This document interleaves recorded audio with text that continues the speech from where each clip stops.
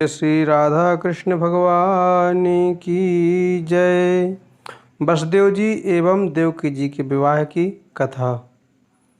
कृष्णाय वासुदेवाय हरये परमात्मने प्रणताक्लेशनाशाय गोविंदाय नमो नमः। वसुदेव गृहे साक्षात् भगवान् पुरुषा परः जनयिष्ये तत्प्रियार्थं संभवन्तु सुरस्त्रियः। भगवान वासुदेव का प्राकट्य वसुदेव के घर में बहुत जल्दी होने वाला है। शंका यहाँ पर यह होती है, भगवान तो मामा कंस के जेल खाने में आए, वसुदेव जी के घर में नहीं, फिर ग्रह का मतलब समाधान यह है कि ना गृहम गृहमित्याहु गृहिणी गृहमुच्यते।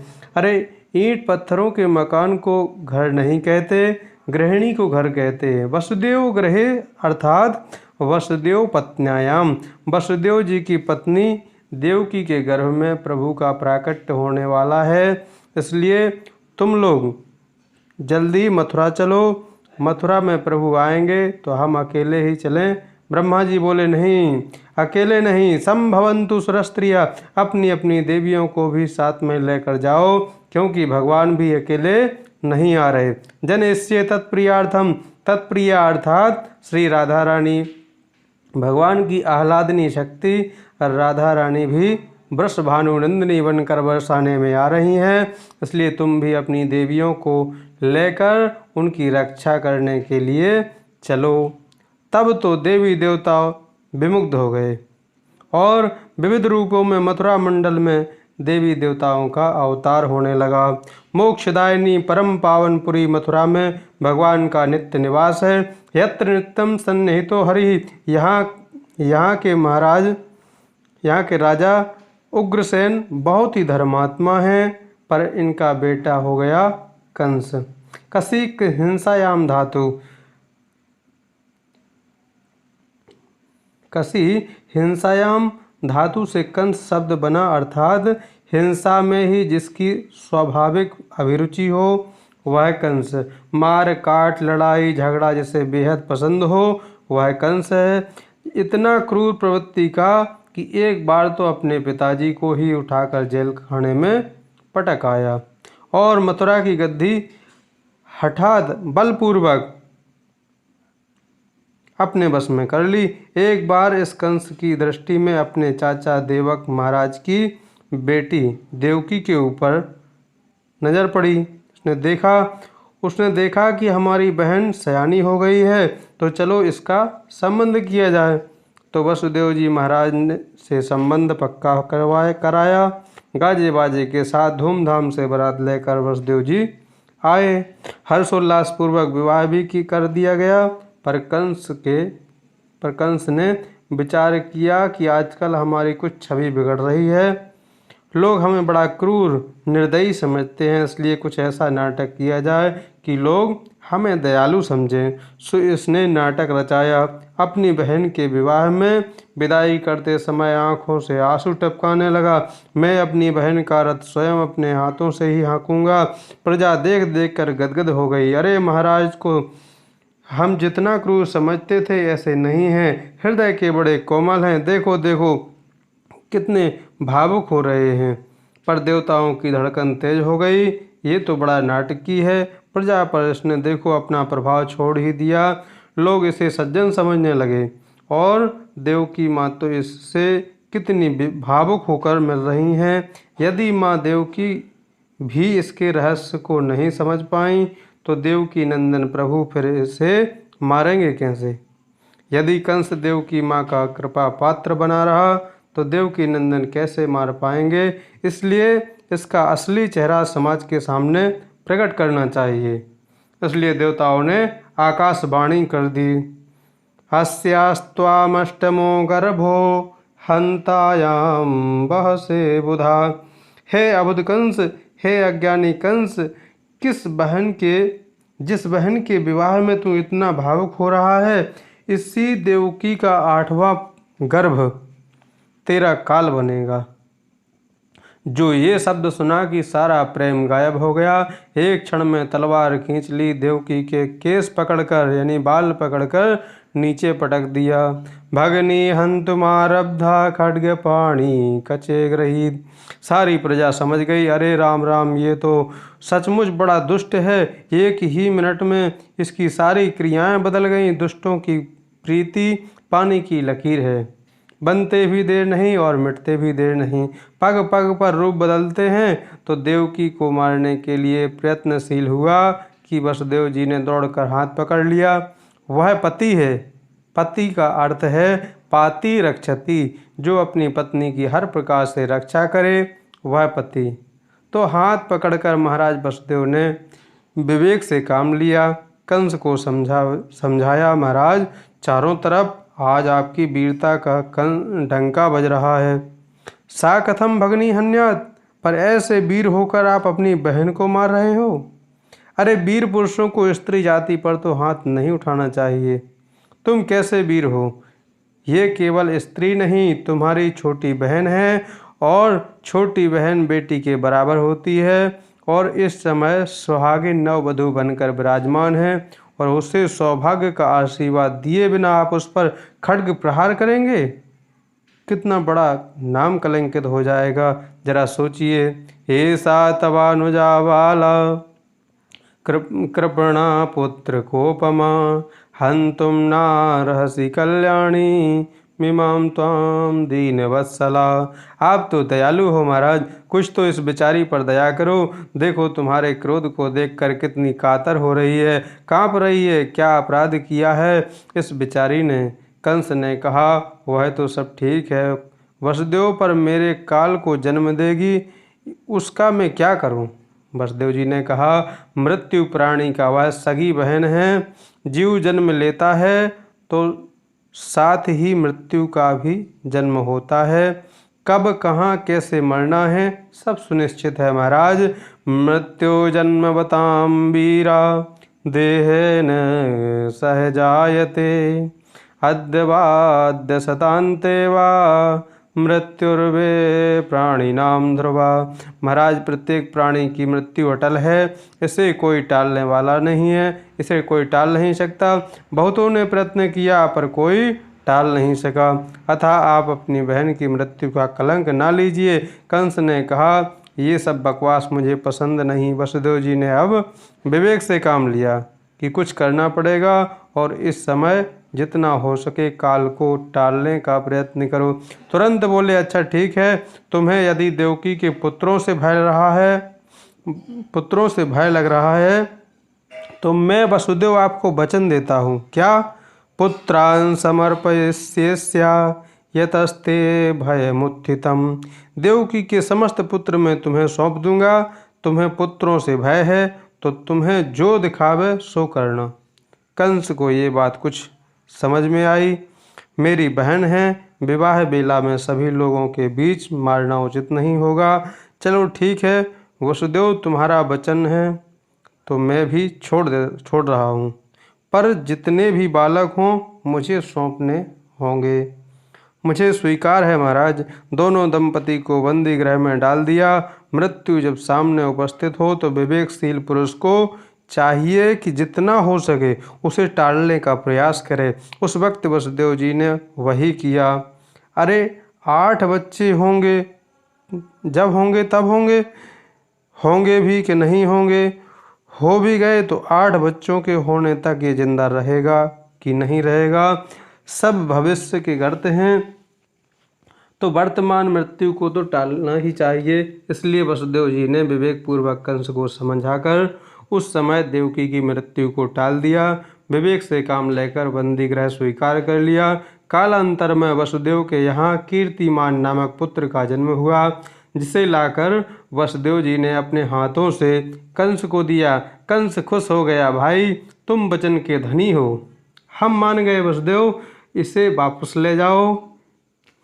प्रतियातु कुमारोयम, इससे मुझे कोई डर नहीं है, इसलिए इसे वापस ले जा सकते हो। वसुदेव जी वापस लौटे ही थे कि नारद जी पहुंच गए और कमल का पुष्प दिखाकर बोले, राजन जरा बताइए इसमें 8वीं पंखुड़ी कौन सी है। अब एक एक करके अलग अलग गिनवाई तो 8 ही 8वीं होती गई। तब कंस समझ गया, पहला भी 8वां हो सकता है और 8वां भी पहला हो सकता है, खतरा नहीं लेना चाहिए। बुलाओ बुलाओ वसुदेव को। मूर्ख और शंख दूसरों के फूंकने से ही बजते हैं। एक क्षण में वसुदेव को दोबारा बुला लिया और बालक का पैर पकड़कर घुमाकर पटक दिया। इसी प्रकार से कंस के हाथों देवकी के 6 पुत्रों की हत्या हुई। अब सप्तम गर्भ में साक्षात संकर्षण भगवान शेष जी पधारे। भगवान ने योग माया को बुलाकर कहा, देवी एक काम करो, संकर्षण का आकर्षण करके देवकी के गर्भ में, रोहिणी के गर्भ में पहुंचा दो और तुम यशोदा की पुत्री बनकर पहुंचो। मैं देवकी का अष्टम पुत्र बनकर आ रहा हूँ। कंस तुम्हें साधारण कन्या समझकर मारने का उद्यम करेगा तो तुम अष्टभुजी बनकर प्रकट हो जाना। फिर देखो तुम्हारी कितनी पूजा होती है। दुर्गा मैया, चंडिका मैया, शारदा मैया, अंबिका मैया, कात्यायनी मैया, अनेक मैया बनकर घरों में पूजोगी। वर्ष में 2-2 बार 9 दुर्गाओं में तुम्हारी जय जयकार होगी। भगवान का यह वचन पाकर योग माया प्रसन्न हो गई। योग माया ने वही किया जो प्रभु ने आदेश दिया।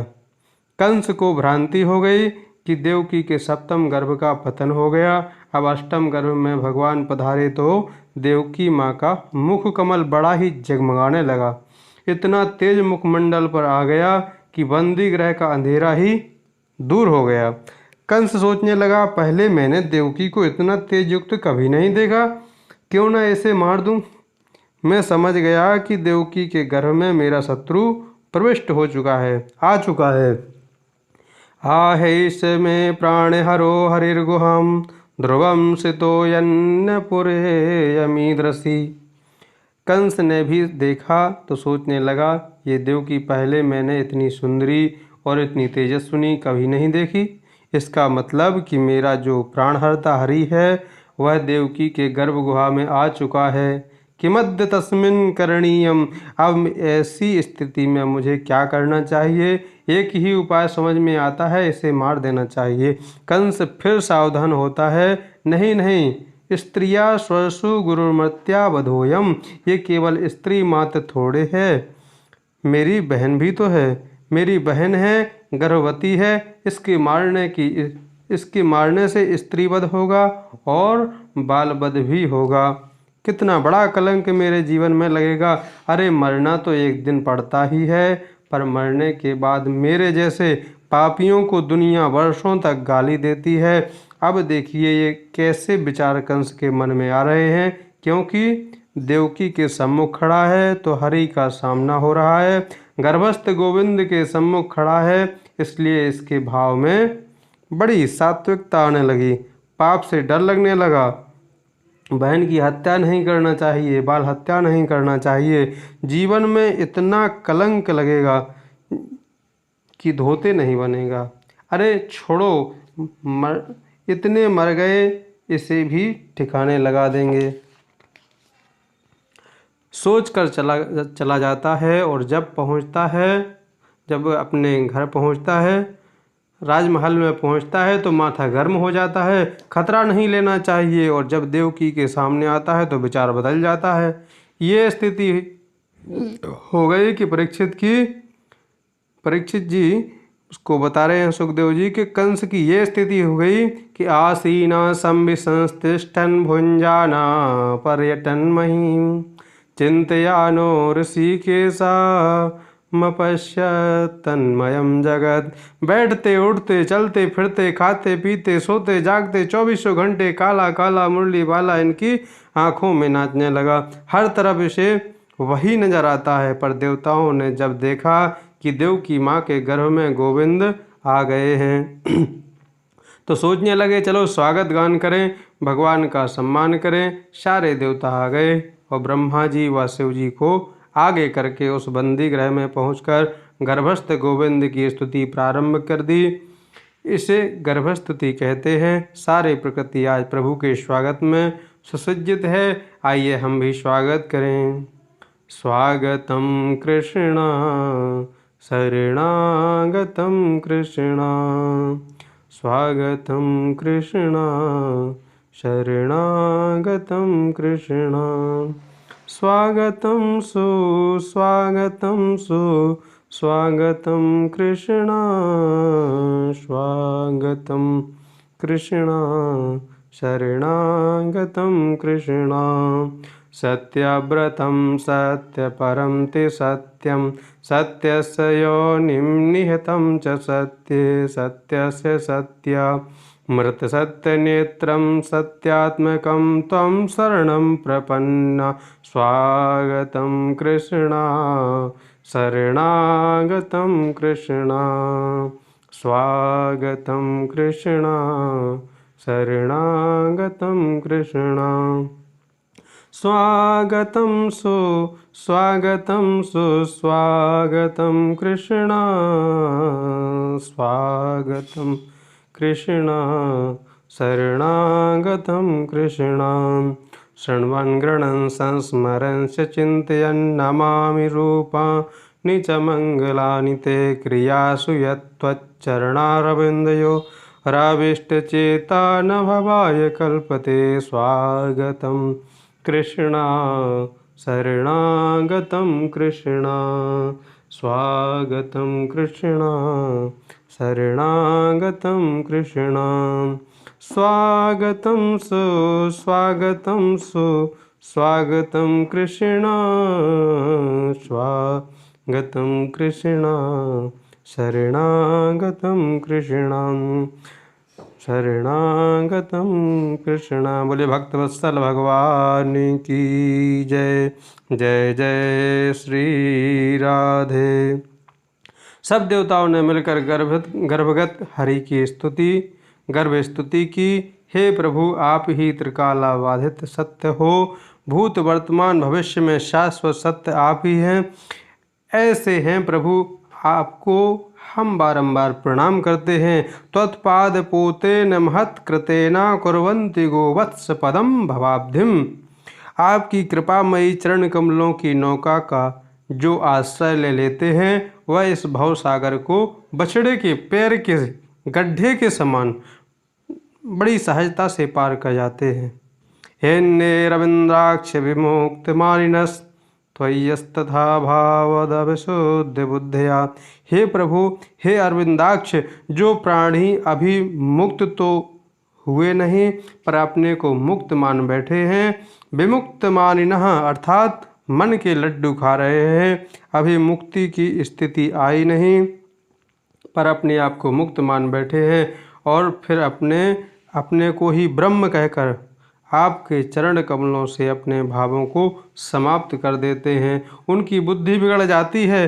परिणाम क्या होता है कि आरुह्य कृच्छेण परम पदम तथा पदन्यधूनाद्रतयोस्मदंघ्रया। बड़ी कठिनाई से बड़ी साधना करते करते साधना की बहुत ऊंचाइयों तक पहुँच तो जाते हैं, पर थोड़ी सी असावधानी से धड़ाम से नीचे गिरते हैं और बेचारे धूल चाट जाते हैं। पर दूसरी ओर तथा न ते क्वचित, हे माधव, तावका तुदीयः, जो आपको ही अपना जीवन धन सर्वस्व मान चुके हैं, ऐसे आपके चरणाश्रित जो भक्त हैं, वह बड़े बड़े विघ्नों के सिर पर पैर रखते हुए धारा प्रवाह गति से दौड़ते हुए चले जाते हैं, क्योंकि त्वयाभिगुप्ता विचरन्ति निर्भया। आप उन्हें चारों तरफ से इस प्रकार से संभाल कर ले जाते हो कि उन्हें कभी गिरने नहीं देते, फिसलने नहीं देते। कुछ लोग गोवर्धन की परिक्रमा लगाने आए, ब्रज में 7 कोस की परिक्रमा लगाई, सुबह से शाम तक, बाद में बेचारे हारे थके कमर पकड़े बैठे हैं।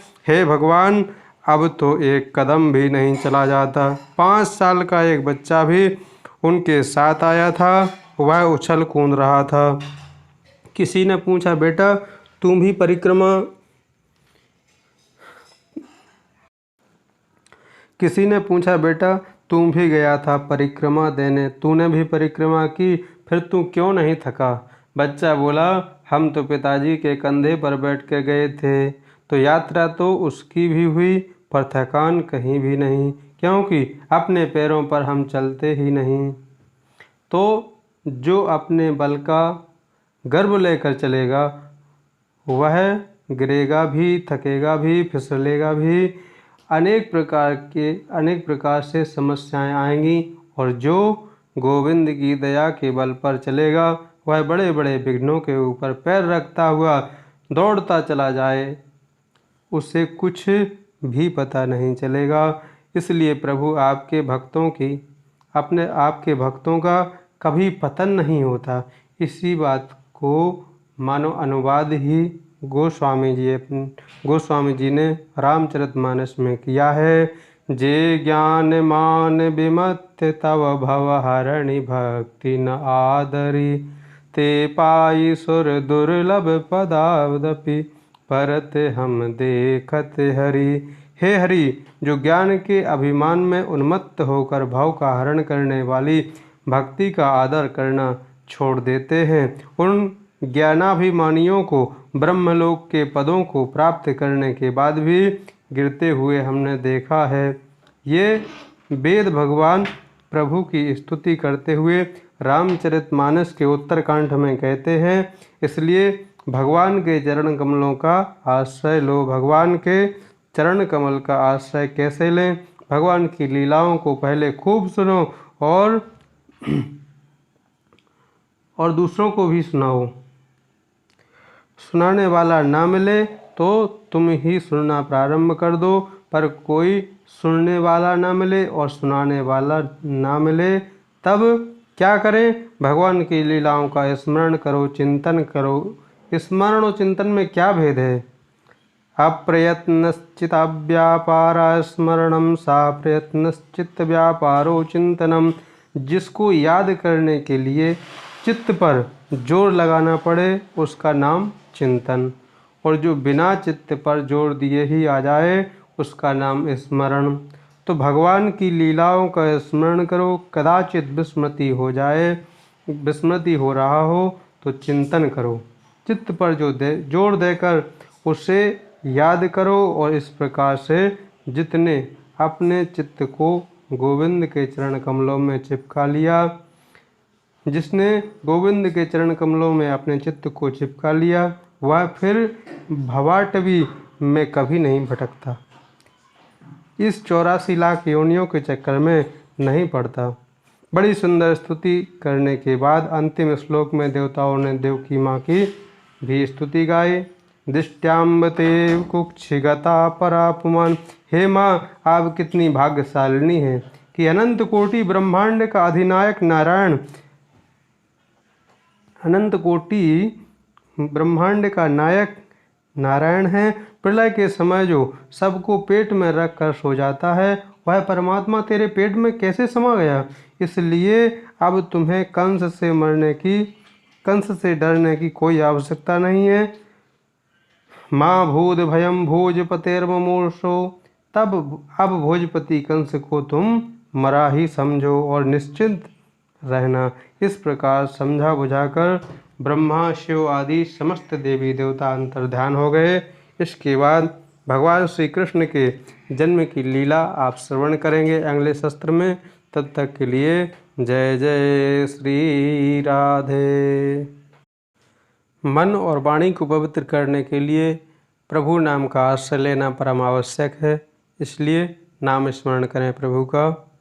श्री वृंदावन धाम अपार, जपे जा राधे राधे। श्री वृंदावन धाम अपार, जपे जा राधे राधे। जपे जा राधे राधे, भजे जा राधे राधे। जपे जा राधे राधे, भजे जा राधे राधे। श्री वृंदावन धाम अपार, जपे जा राधे राधे। जो राधा नाम न गायो, व्यर्था ही जन्म गवायो। जो राधा नाम न गायो, बिरथा ही जन्म गवायो, वो भटकेगा द्वारन द्वार, जपे जा राधे राधे। श्री वृंदावन धाम अपार, जपे जा राधे राधे। जपे जा राधे राधे, रटे जा राधे राधे। जपे जा राधे राधे, रटे जा राधे राधे। श्री वृंदावन धाम अपार, जपे जा राधे राधे। बोलिए भक्तवत्सल भगवान की जय, राधा कृष्ण भगवान की जय, गंगा मैया की जय। जय जय श्री राधे।